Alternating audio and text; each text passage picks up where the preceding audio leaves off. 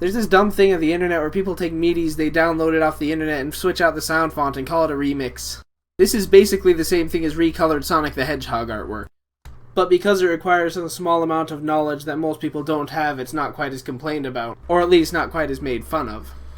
This is also because even a cursory glance at a recolor of a Sonic character can be seen as a recolor of a Sonic character.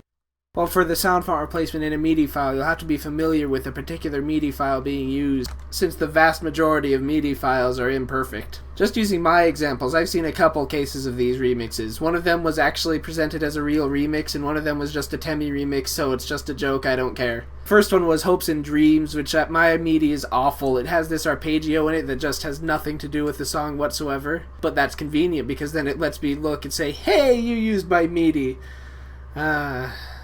Yeah. And in my Death by Glamour MIDI, the last part of the Noise Master section was just very wrong, so I could tell that too.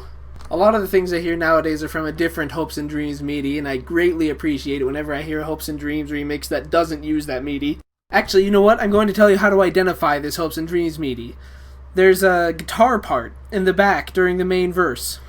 In my MIDI, it sounds like... Get out the guitar for this. While in the other MIDI it goes more like...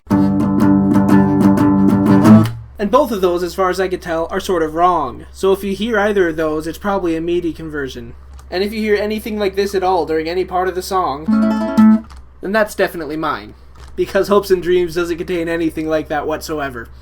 You know what though, I'm not innocent of this. Believe it or not, I made 2 of these remixes myself. But they were using my MIDI that I wrote myself, transcribed by hand and ear.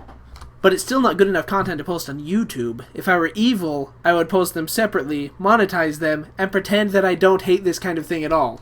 Actually, they're so easy, I'd probably post like 1 a day or 2 a day if I'm feeling frisky. Really, they take 5 minutes at most. I could make 10 a day if I wasn't so focused on using my own MIDIs. And those things take hours to make. I think Hopes and Dreams took me about 50 hours. And it's still wrong despite that. These things are hard.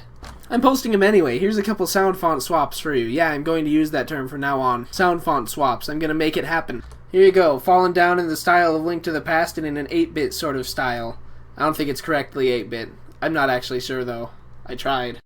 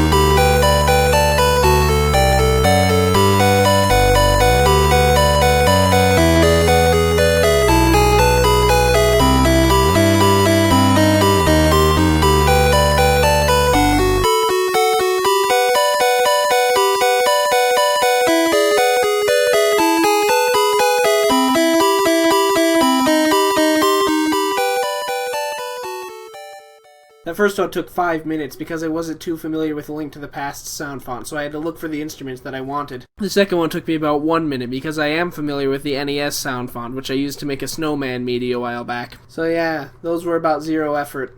I mean, accepting the whole transcribing all of Fallen Down as perfectly as I could get it. That took time. But Soundfont swap remixers usually don't do that, they just take MIDIs they find off the internet. It's real lazy.